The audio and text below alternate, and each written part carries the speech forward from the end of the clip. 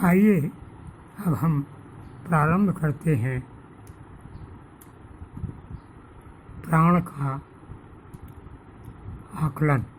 किस तरह से प्राण संपूर्ण काल का कारण बनता है और काल सृष्टि का कारण बनता है।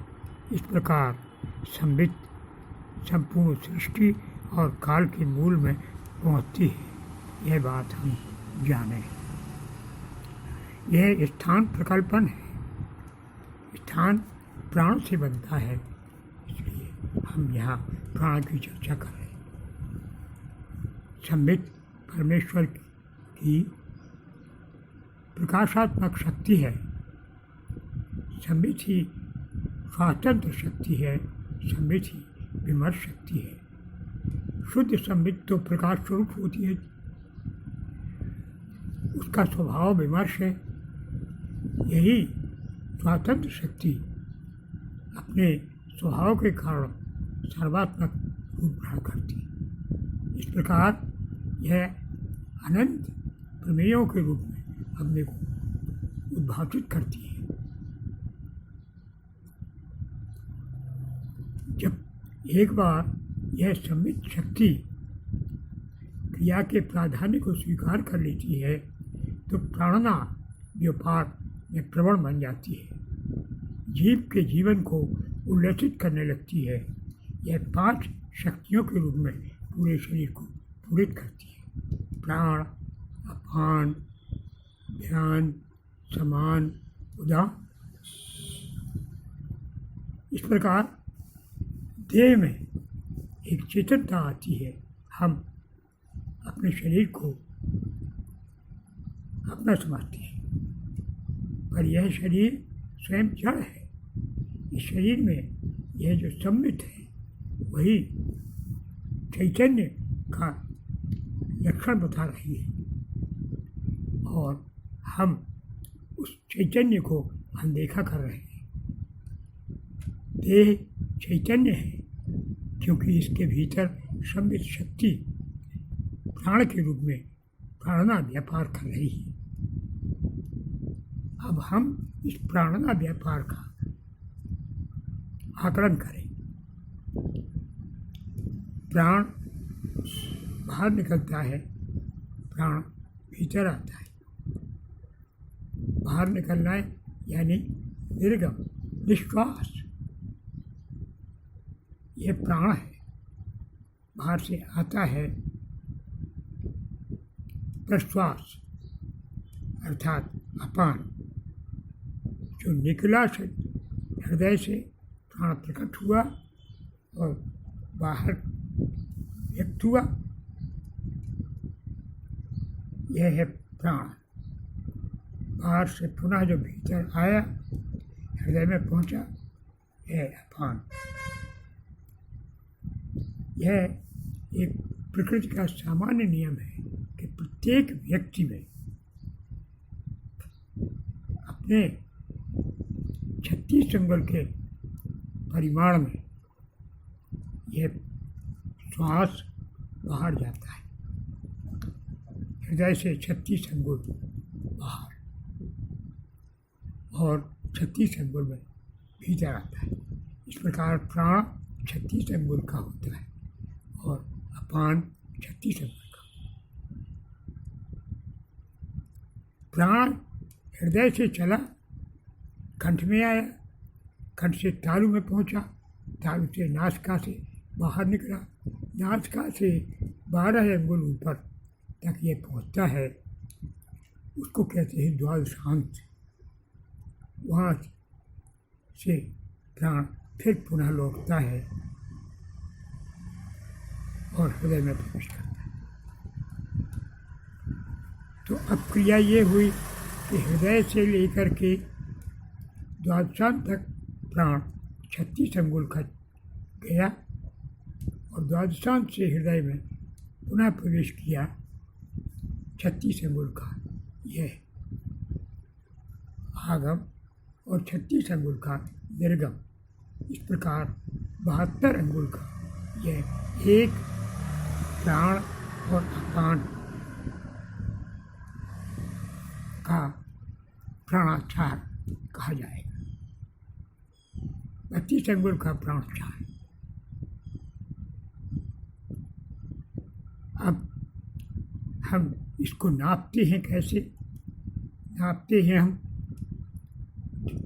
2.25 अंगुल की एक त्रुटि होती है। एक त्रुटि हमने मान ली है 2.25 अंगुल की, तो 2.25 अंगुल की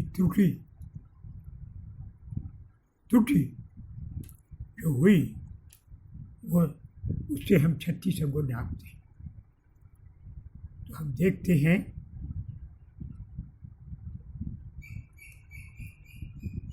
36 अंगुल 2.25 अंगुल से 16 से बन जाता है। तो 16 त्रुटियों में प्राण द्वादशांत तक पहुँचा, और 16 त्रुटियों में द्वादशांत से वापस आई। इस प्रकार 32 त्रुटियाँ एक प्राणाचार में हुई।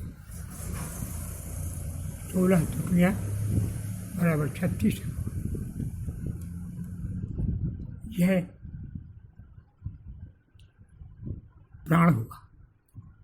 16 त्रुटियाँ बराबर 36 अंगुल, यह अपान हुआ।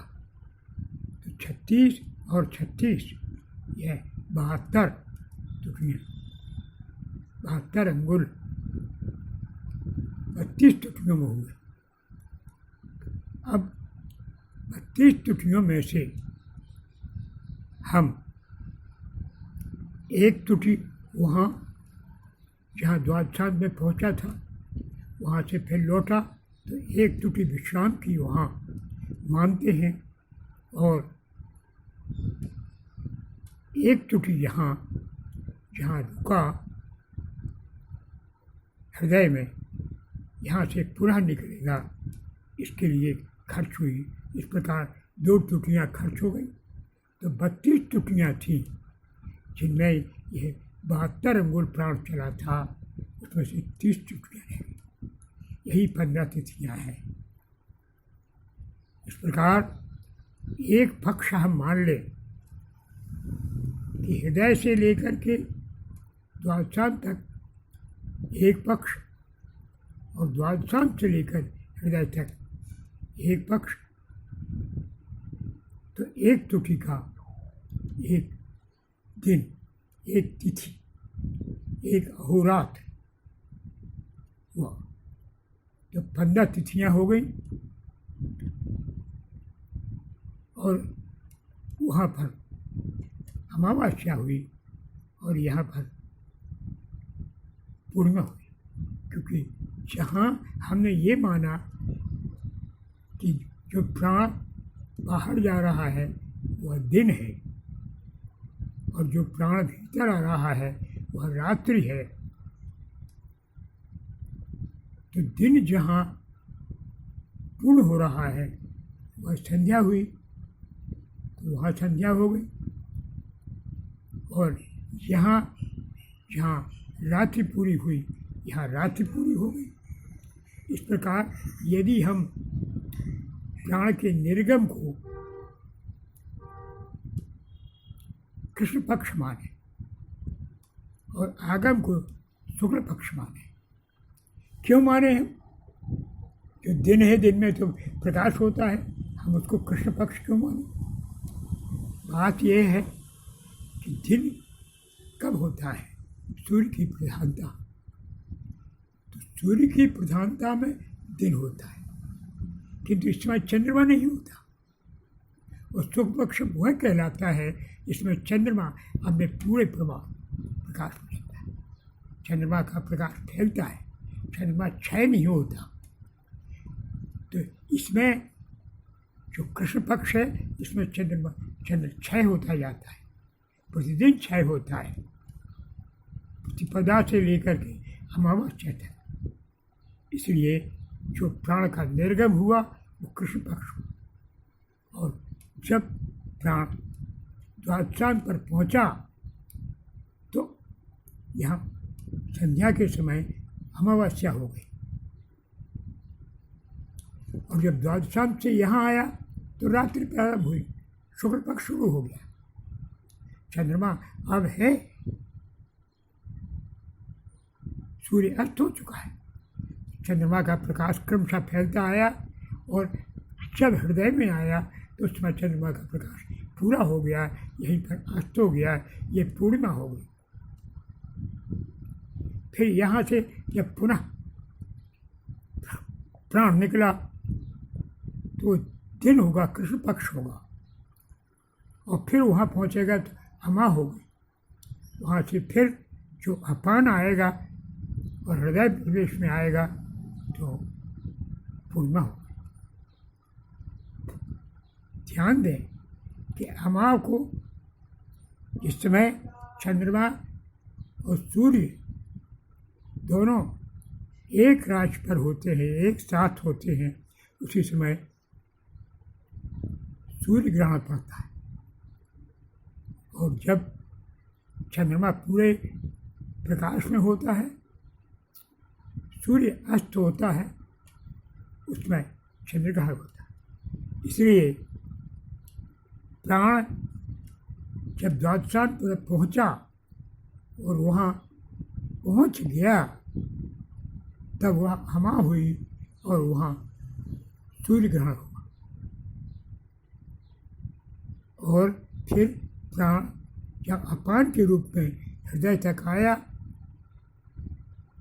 हृदय में आया, इसमें पूर्णिमा थी, यहीं अस्त हुआ, यहीं चंद्रग्रहण। क्योंकि पूर्ण चंद्र को राहु ग्रहण करेगा और पूर्ण सूर्य के अस्त को और चंद्र के प्रकट को राहु ग्रहण करेगा सूर्य। तो सूर्य ग्रहण और चंद्र ग्रहण, अमावस्या को सूर्य ग्रहण और पूर्णिमा को चंद्र ग्रहण, इस प्रकार ये काल सूक्ष्म काल हो गया है। यानी एक प्राणाचार में 15 तिथियाँ और 15 पुनः तिथियाँ, कृष्ण पक्ष और शुक्ल पक्ष दोनों मिलकर एक मास हो गया, 72 तिथियों में। योगी इसका ध्यान करते हैं और ध्यान में भी इसका लाभ उठाते हैं कि जिसमें प्राण अमावस्या में हो रहा है, ग्रहण हो रहा है, उसमें मुक्ति संबंधी काम किए जा सकते हैं। मुक्ति का काम वही होता है, साक्षात का उद्देश्य वही पूर्ण होता है। और जब चंद्रग्रहण हो रहा है तो चंद्रग्रहण में जो जप किया जाता है, जो भजन किया जाता है, उसमें पूर्ण मुक्ति प्राप्त होती है। तो ध्यान रखिए, जब प्राण अस्त हो रहा है तो मुक्ति का, और प्राण जिस समय यहाँ आ गया अपान के रूप में, अपान अस्त हो रहा है जिस समय, उसमें चंद्रग्रहण हो रहा है, उसमें मुक्ति के काम योगी करता है। इसके बीच में जो कृष्ण पक्ष में कार्य किए जाते हैं वे मुक्ति प्रधान होते हैं, और जो शुक्ल पक्ष में काम किए जाते हैं वे भुक्ति प्रधान होते हैं, उनका फल शीघ्र होता है। यह योगी ध्यान रखता है। अब इस एक प्राणाचार को भी और सूक्ष्म हिस्सों में बांटा गया है, उसकी बात आप फिर सुनें।